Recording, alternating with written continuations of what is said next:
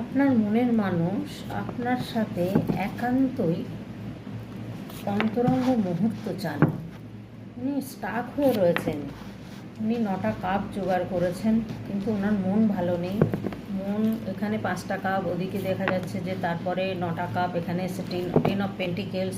অর্থনৈতিকভাবে কিন্তু উনি খুব ভালো আছেন এখন যেটা দেখা যাচ্ছে, তবে ওনার মন মানসিকতা ভালো নেই, মনটাও ভীষণ খারাপ দেখা যাচ্ছে, যেটা স্টাক হয়ে রয়েছেন উনি। আর এখানে আর একটা জিনিস যেটা দেখা যাচ্ছে, উনি হয়তো কোনো পৈতৃক সম্পত্তি বা মায়ের দিকের কোনো দিদার সম্পত্তি কোনো কিছু পেয়েছেন, যার কারণে এখানে কিন্তু সেটাকে আগলে উনি ধরে রেখে দিয়েছেন। এবং থার্ড পার্টি রয়েছে, দেখুন থার্ড পার্টির কার্ড এসে গেছে।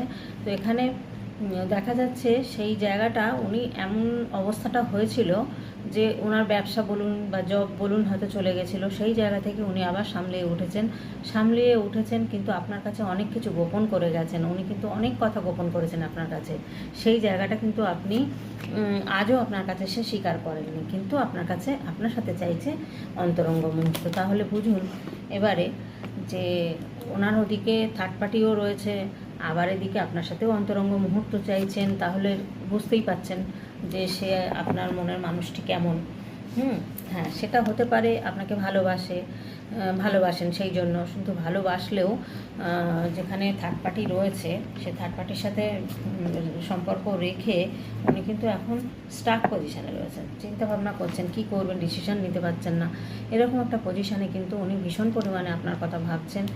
আর এমনও হতে পারে যে থার্ড পার্টিকে ছাড়ার চিন্তা ভাবনা করছেন বা কোথাও চলে যাবেন এটাও ভাবছেন। মনের দিক দিয়ে উনি একটুও ভালো নেই, মনটা ভীষণ খারাপ। উনি কিন্তু আসতে চাইছেন আপনার কাছে, কিন্তু যে আপনার সাথে যেভাবেই হোক যোগাযোগ করবেন, হয়তো কল করুক বা কোনোভাবে যোগাযোগ করুন, এসে আপনার সাথে হয়তো দেখা করতে পারেন বা কিছু বলতে পারেন, যে কথাগুলো গোপন রেখেছিলেন। তা এখন আপনার সাথে যদি অন্তরঙ্গ মুহূর্ত চান, তো আপনি তো সহজে কোনো কিছুই একটা রাজি হবেন না। তাহলে আপনার কাছে হয়তো সবটা ভুলটা হয়তো স্বীকার করতে পারেন, আবার নাও করতে পারেন। যাদের গোপন করা প্রকৃতি মানুষ থাকেন তারা তো গোপন করবেনই, তারা তো বলবেন না। কেউ নিজের কথা বলবেন না। তো সেই জায়গাটা থেকে ওনার মন কাটে এসছে, মনটা ভীষণ খারাপ। দেখুন এখানে উনি কিন্তু মানে সব কিছু অন্ধকার দেখছেন। মানে গ্রহণ লাগলে যেমন হয় না, দিনের বেলাও গ্রহণ লাগলে যেমন অন্ধকার হয়ে যায়, ওনার মনের অবস্থাটা ঠিক সেরকম। উনি কিন্তু সব কিছুই দেখছেন যেন অন্ধকারের মতো। এরকম একটা সিচুয়েশনের মধ্যে উনি কাটাচ্ছেন, এবং উনি আধ্যাত্মিক পথে কিন্তু যেতে চাইছেন, এবং আধ্যাত্মিক পথে কিন্তু গিয়ে উনি দেখতে চাইছেন, জানতে চাইছেন যে এই পথে কী আছে।